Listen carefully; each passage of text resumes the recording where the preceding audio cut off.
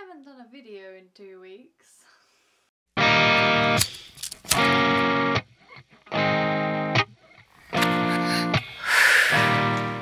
Hey guys, so I've been super lazy and haven't been posting anything for the past couple of weeks, and this video is kind of going to explain exactly why that is. I'm currently in a new transition in my life. Things have made a dramatic change, and so I have been spending the past couple of weeks looking for a new home in London, and it has been very stressful, and I have been lucky enough to have some friends help me and make it funny. And I kind of thought that I might like to share just kind of my experience of what it was like. So in London, you pretty much can't afford, even on a full-time wage that I used to be on before I went to university, I still was nowhere near being able to afford a place on my own. You still have to house share. And I get that it's like, okay, you're in a convenient place, you're in London. I have lived in 2 small towns growing up, and both of them, there are jobs few and far between. I would look in the paper and there would be like 5, maybe 6 jobs. They would be in the paper, the same jobs for a good sort of like 2 weeks, 3 weeks before maybe 1 would be added again, or 2. People are telling me that there's like lawyers and architects and nurses, and they're all in house shares. What kind of world do we live in where a fucking architect or a nurse can't even afford her own place? And not even something luxurious, but she's having to share in some grotty, teeny tiny single room with other professionals. You know, you're supposed to go and do your degree and work your ass off and get a career so that you can have these things in life. It seems more beneficial that actually you can get given flats and houses whilst on benefits. And agreed, you live in a state of poverty, but you have a fucking house. What I'm getting at is that although I accept that right now in my life I am a student and I'm fighting for some sort of better career for myself, so right now being in a room, it feels like it should be a temporary process, but it looks like it's gonna be a permanent process. So yeah, I've been on the hunt for a room. I really like the idea of staying in the area that I have been in for the past 2.5 years. I've come to like it. I have everything I need here and it's comfortable, and so I was looking around my area. The first problem that I came across that stressed me out was that most of the rooms that I saw advertised, I would call up and I would inquire about it, and I would find out that it's a family home. I'd say a good 90% of the places called up would tell me that in the house the following things were restricted. Not allowed to have pork, I was not allowed any alcohol in the house, and I was not allowed any guests. Particularly, I was told multiple times that I wasn't allowed males round. I was shocked, because if you're renting out your room to somebody, that doesn't give you any legal right to tell them what to do in any way, shape or form. Tell them not to destroy your home, tell them to keep it clean, tell them to keep the noise down. You cannot legally tell somebody what they can eat, what they can drink, and whether or not they can have a gender round to stay with them, or anybody. Like, some people will restrict me and say only family members, and I'm thinking, I'm a 23-year-old adult. Who the hell are you to tell me what to do? And I get the response, it's a family home, and I'm like, great, don't fucking rent out your rooms then. Go get a smaller home.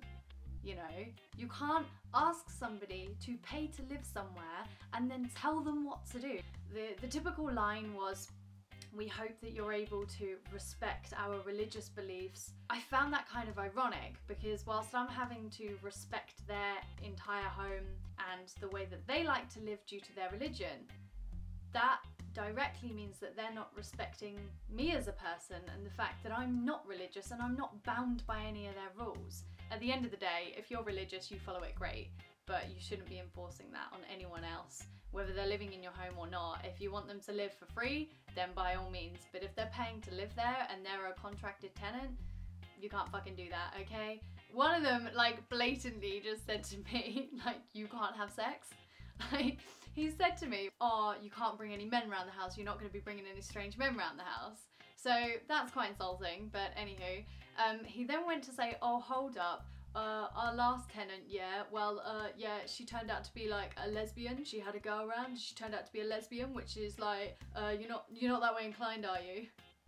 And I was like, I don't think so, but I also would not associate myself with people who have an issue with that. And he was like, no, we don't have an issue with it. It's just like, it's in the house, innit, with like kids and stuff. And I'm just like, yeah, don't rent out your family room then to complete strangers. I think I replied to him, I was like, basically, you're asking me not to have sex in your house. And they were like, yeah. And I was like, but it's my house too, because I'm paying for it. I'm sorry, I have needs. I'm not gonna have anybody telling me that I can't have sex in my own bed. I mean, like, how do I break it to them that I'm totally gonna masturbate? Going around as a solo female, I got bullied and I got talked over, and it really fucked me off because they seemed to think that I didn't do my research. I research my laws for everything. My workplace, my living situation, any agreement I make with somebody, I research my law. So don't start talking over me like you presume I don't know anything, like I'm young or naive or whatever. But at one point I had like these two guys who obviously were part of the house share, like just full on rushing into me because I asked whether or not my deposit was protected. That's something that landlords are required to do by law. You have to protect someone's deposit via a third-party company. But when trying to explain this to people, when I was merely asking them, I literally got just bombarded and I got talked over by so many people trying to tell me this, that and the other, and you know, trying to tell me that they don't have to give me a contract. And I'm just like, look, I don't care if you're illegally subletting, but don't try and tell me about the laws of renting. I'm a tenant, I know my rights. Landlords are really shady. It's pretty much a sea of completely illegal either subletting or just people who think that they can just be a landlord. They're just letting people into their home, they're taking their money, they're taking their deposit, they're doing no contract, no protection of deposit. It is completely fucking illegal. Do you know what? London is full of it. That is all I came across. Out of all the places that I called up, and it was a lot, it's 3 weeks of doing it every single day, calling up new people pretty much every other day. I would search one day, call the next day. 3 solid weeks of that, and I came across one fucking lady that was actually legal. She knew exactly what I meant when I was asking about the contracts. She knew exactly what I meant when I was asking about deposit protection. That woman was busting her ass. She had like a gazillion fucking viewings that day and she was running around and she was really nice. And I thought to myself, like, it's really fucked for estate agents in London, because whilst you get the general people who are actually trying to do it right, they're having to work so hard. How are they meant to compete with people who just don't give a shit for legalities? And alongside that, there's a lot of really shady estate agents. There's people that have started estate agency businesses and they're not protecting deposits. And you're like, how can you be a legal estate agent if you don't even do a deposit protection scheme? And I've got recorded phone calls to conversations of people literally being assholes to me and calling me this, that and the other and saying, you're a fussy fucking tenant, I don't want you anyway, because I'm asking for a contract and I'm asking for written proof that they're taking my money in the form of a deposit. And it's just like, you know what, if you've got an issue with that, then I'm gonna run a mile, because that's my filter system from shady people. And having lived abroad and dealt with many different forms of people and con artists and landlords and all sorts, seriously, don't ever let anybody pressure you. I found that when I was taking someone else with me, I got a completely different response from people. If you're ever going to look for places on your own, you just fucking stand your ground. You have your standards, and if anybody has a problem with you looking out for yourself, making sure you're not getting duped, and having standards as to what you want, then never apologize. They can go fuck themselves, to be honest with you. Like, generally, just let them go, because genuine people will never have a problem with the fact that you have standards. Yeah. My favourite shitty estate agents that I I dealt with. There was this one place, but there was only a picture of the bathroom. I thought to myself, oh well, I'll just email them and I'll ask for some pictures. This guy has called me up. He gets his sort of like street attitude on. I don't know why they think that that's a good thing. Can you get me some photos of the place? And he goes, well, no, I can't do that. And I was like, but there's just a picture of the bathroom. Like, how am I meant to know what the room's like? So he's like, oh, well, you know, you can come down for a viewing and see the place. And I was like, no, I'm not going to go view a place without first seeing like at least a couple of pictures of the actual room. And he's just like, well, obviously, as I've just told you, I can't get any more pictures because that's all the landlord's provided me with. My sort of senses are going off and they're going, if you're only showing a picture of the bathroom, then I suspect that the bathroom is probably the best room in the house. So I said to him, like, I'm not gonna go all the way and spend my money coming to view a place if you're not even able to provide me with images of the place first.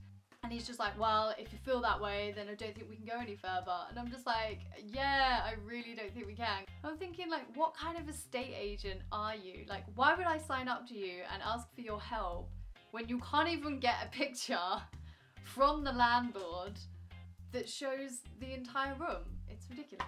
The other thing that I seem to discover with London is I struggle to find a future where I don't have to live in a room. And the next stage became very apparent when I was searching, and that is room shares. I replied to one ad that showed a picture of a nice size single room. Went there, house seemed great. I was like, yes, I fucking found one. And she shows me to the room and there's another fucking single bed in there with another person sitting on the bed. And she's just like, I hope you don't mind sharing. And I'm like, well, actually, I do. People are having, grown adults with full-time jobs are having to room share. Because London, everybody. Because London's like, hi, we're gonna cram all of our resources into this one spot and then charge everybody a fucking fortune to be able to live here. So much so that they can't even afford a fucking bedroom by themselves. Yeah, London. The classic one, which you always hate, is when they advertise the room and instead of taking pictures of the room, they just use the old photos from when they first got the house. And that happened to me. There was this one place where I went to and it looked really, really nice and super, super clean. I was like, this is gonna be great. And I got there and I was just like, oh, this is really sad. It had very much been lived in and not cleaned very well and very much deteriorated since then. So what was on the photos was not sincerely what I was getting. Finally, one of the funniest ones was I didn't even get to see the room because she shows me to the kitchen and I go and open the oven. The moment that I opened the oven was the moment that I knew that I was not gonna take the place. I opened the oven and there was like a couple of gammy, greasy pans in there that looked like they'd been there for a good like 5 years and just not touched. So clearly like nobody used the kitchen there. It had a funny smell. But what I noticed after that was like a splash on the like kitchen side. And I looked over and there is just like water dripping from the ceiling and there's like a big pool on the ceiling and it's come through all the cupboards and it was now creating like a puddle on the countertop. But I was just like, so you got a bit of a leak. One of the tenants come through and she's just like, have you told the landlord? And they're just like, can't even speak English. I think we can end the viewing here. It's funny because that one was a good like $450, $500 a month, and it's fair to say that not only was it dangerous to live there, but it didn't have a functioning kitchen, so I'm not quite sure how people expect you to live, but apparently a lot of people like to go and get takeout in London. So those are the things that I have pretty much learned about finding a place, and those are my horror stories and what I managed to pick up with trying to find a place in London. I guess it takes for the tenants to actually stand up for themselves and to make sure they get what they're entitled to. You'll be pleased to know that after a lot of hunting, I have finally found a place. It's very scary because I'm unfortunately not in my area. I couldn't find one. So I'm going south of the river, not far from Greenwich Park, which makes me very happy. I'm about to start a completely different chapter in my life, in a completely new area again. I'm getting super good at this though. I hope that somebody who's watching this may have gained something. Maybe they'll be better prepared when it comes to looking for a place in London, or at least East London where I am. I'm glad to have shared it and to have gotten it off my chest rather than just crying over the phone to my mum, bless her, who's, yeah, listens to all my woes. Oh, I love my mum. And yeah, so that's off my chest, and next week should be a bit more fun stuff to see. And yeah, I'll see you next Tuesday.